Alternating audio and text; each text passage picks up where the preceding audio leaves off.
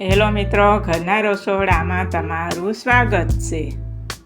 અત્યારે ચોમાસાની સિઝન ચાલી રહી છે અને ઠંડુ વાતાવરણ થઈ ગયું છે, તો બધાને ગરમ ગરમ કુંભણિયા ભજીયા ખાવાનું મન થતું જ હોય। એમાંય સુરતના પ્રખ્યાત એવા કુંભણિયા ભજીયાની રેસીપી અમે લઈને આવ્યા છે।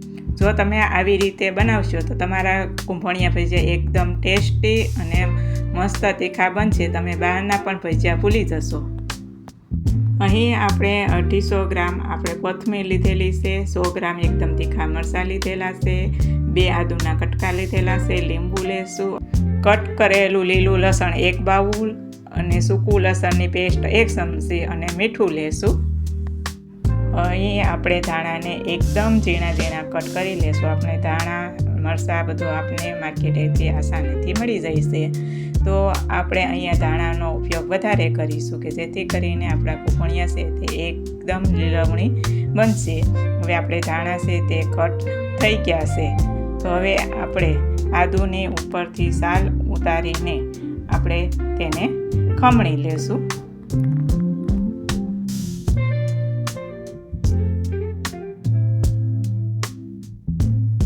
હવે આપણે અહીંયા મરચાંને બ્લેડ વડે જ આપણે ગોળ એકદમ પતલી રીંગું કરીશું।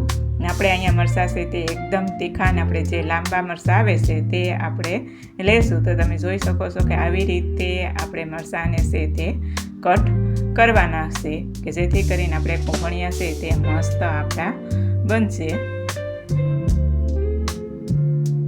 તો આપણા મરચાં છે તે હવે આપણે કટ થઈ ગયા છે। હવે આપણે ગેસ ઓન કરીશું અને આપણે એક તીનની તવલી નાની લેશું અને તેમાં આપણે તેલ ગરમ કરવા મૂકી દેશું। પછી આપણો મસાલો છે તે આપણે રેડી કરીશું। હવે આપણે ધાણાને છે આપણે પહેલાં 2 પાણીથી ધોઈને સાફ કરી લેવાના છે, પછી તેમાં આપણે નાખીશું। પછી આપણે કટ કરેલા આપણા મરચાં છે તે આપણે તેમાં નાખીશું। પછી આપણે કટ કરેલું લીલું લસણ નાખીશું। પછી તેમાં આપણા સૂકા લસણની 1 ચમચી પેસ્ટ નાખીશું અને આદું નાખીશું અને પછી સ્વાદ પ્રમાણે આપણે મીઠું નાખીશું। પછી તેમાં આપણે 2 લીંબુ નીસવીશું। અહીંયા આપણે ખટાશ અને તીખાશ વધારે લેવાની છે કે જેથી આપણા કુંભણિયા છે તે એકદમ ટેસ્ટી બને। તમે પણ આવી રીતે જરૂર ટ્રાય કરજો, તમારા પણ કુંભણિયા એકદમ ટેસ્ટી બનશે। પછી તેને આપણે હાથ વડે બરાબર મિક્સ કરી લેશું। અહીં આપણે કુંભણિયા સાથે આપણે આમચૂર પાવડરની ચટણી લીધેલી છે, તેની રેસીપી આપણે આગળના વિડીયોમાં મૂકી છે, તે જોઈ લેજો।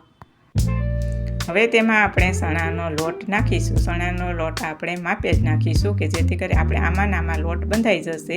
જરૂર પડે તો જ આપણે પાણી ઉમેરીશું। પછી તેને આપણે બરાબર મિક્સ કરી લેશું। તમે જોઈ શકો છો કે આપણે લોટ બંધાઈને રેડી થઈ ગયો છે। જરૂર પડે તો આપણે ચણાનો લોટ અને થોડુંક પાણી લેશું કે જેથી કરીને આપણું ભજીયું છે તે તેલ ન પીવે। હવે આપણું તેલ આવી ગયું છે એમ જોવા માટે આપણે તેમાં 2 ભજીયા પાડીશું ને આપણે ટેસ્ટ કરી લેશું ખારા મોળા। પછી તેમાં આપણે હાથના આંગળી વડે જ આપણે નાના ભજીયા પાડી લેશું ને આપણે તેને ધીમા તાપે એકદમ ક્રિસ્પી થાય ત્યાં સુધી આપણે તળીશું। તો તમે જોઈ શકો છો કે આપણા કેટલા મસ્ત અને ટેસ્ટી અને કુરકુરિયા આપણા કુંભણિયા બનીને આપણા રેડી થાય છે। આ જોઈને આપણે મોઢામાં પણ પાણી આવી જાય છે। તો જરૂર તમે આવી રીતે બનાવજો અને કેવા લાગે છે તમને આ કુંભણિયા તે કોમેન્ટ બોક્સમાં જરૂર જણાવજો અને વધુ લોકોને શેર કરજો।